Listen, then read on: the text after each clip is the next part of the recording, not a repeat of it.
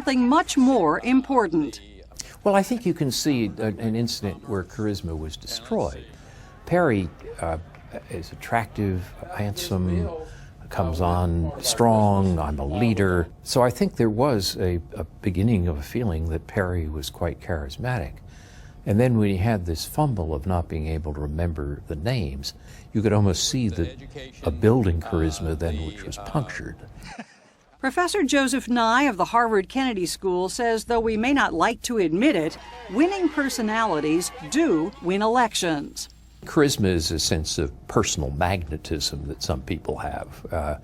There is an attractiveness that leads some people to be able to get others to follow them by their personality. Most American voters ultimately don't vote on specific policy questions. So they're responding to something, and it's often charisma. It's who they like. It's whom they like. But what exactly is charisma? Mark Oppenheimer, who teaches at Yale, has studied the subject. It's from the Greek, and it generally refers to a gift, to something freely given, something you didn't necessarily have to earn or deserve, but it's this talent or unique capability that you have. It came from the gods, really. On the campaign trail, it can be simply divine. Lead this country. The power of charisma. That personal connection is why Rick Santorum glad-handed his way through all 99 Iowa counties. Hi, how are you? Thanks so much. Hi, how you doing? Why Mitt Romney has focused like a laser on projecting naturalness and warmth. Thank you so much for all your help. But when it comes to genuine charisma, Republican candidates have a tough act to follow. I will not make age an issue of this campaign. I am not going to exploit, for political purposes, my opponent's youth and inexperience. Well, Reagan had this extraordinary ability to use humor, to project this warmth of personality. In fact, in a new Sunday morning poll ranking the most charismatic presidents, Reagan came in third, behind Bill Clinton and John F. Kennedy, but first among Republicans. With the bar that high, does a talented but bland politician have a prayer? We've had low charisma presidents. I don't think anyone ever accused Papa Bush of being particularly charismatic. I think the younger Bush, while he was kryptonite for some voters, he was also compelling to others. He projected a certain kind of ease with himself, a certain kind of humility. But his father, I don't think anyone found his father particularly compelling as a persona. But charismatic or not, George H.W. Bush did win, which supports Oppenheimer's view that charisma, like beauty, is in the eye of the beholder. Look, nobody has universal charisma. Thank you. God bless you. I think Barack Obama connects with a lot of people as charismatic, but obviously there are people who loathe Barack Obama, and the same thing was true of Reagan, and the same thing was true of John F. Kennedy. 'Cause you've got personality. Walk. It's true of non-politicians as well. Who do you consider charismatic?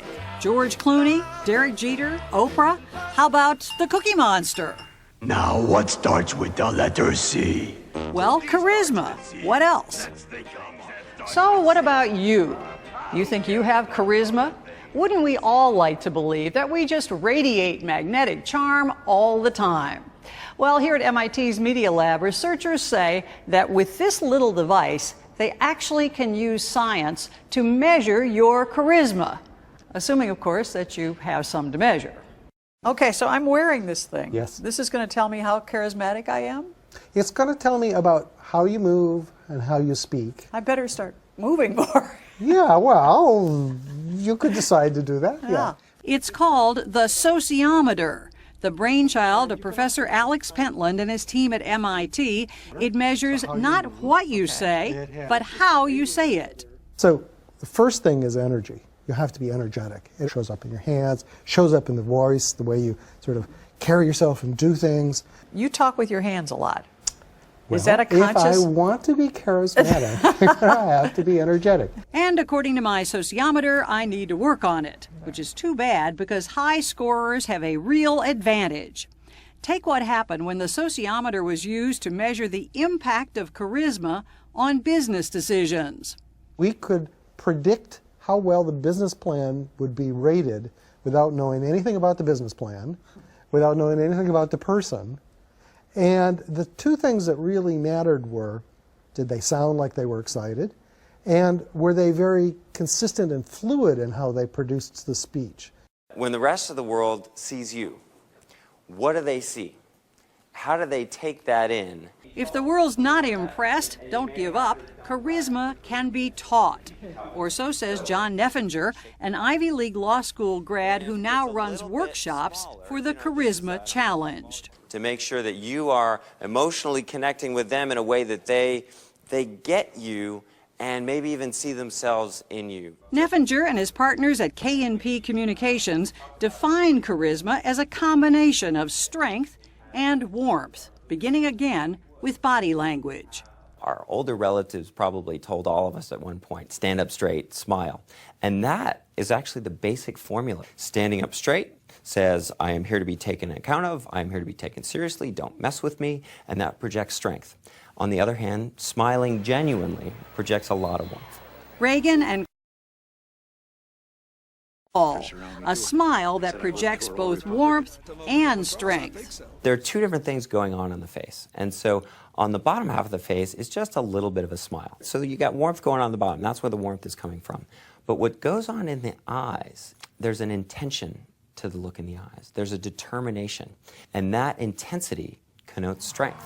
An intensity and charisma that President Obama's fans feel he showed in 2008, but fear he's lost in the dreary business of governing.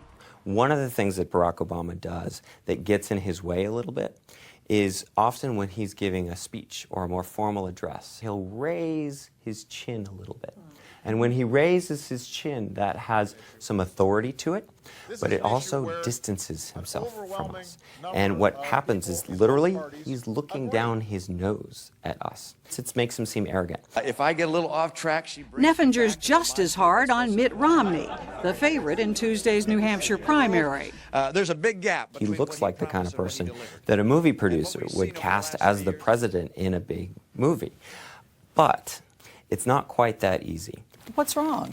He tries to ham it up a little bit, and he's got that big smile out there, and gosh darn it, he's going to be friendly, and it comes off as a little ingratiating, which is to say he wants to be likable, but he's not necessarily actually caring about the way people are feeling.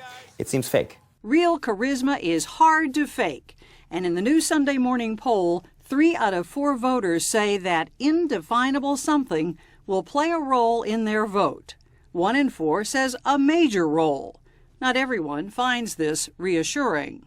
I would not like to see in a democracy people voting simply on whether a person has a nice smile or a glad hand, because sometimes that can lead to disastrous policies.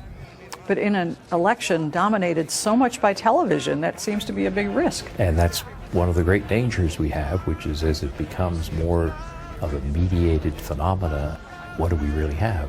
Charisma. Charisma. 'Cause you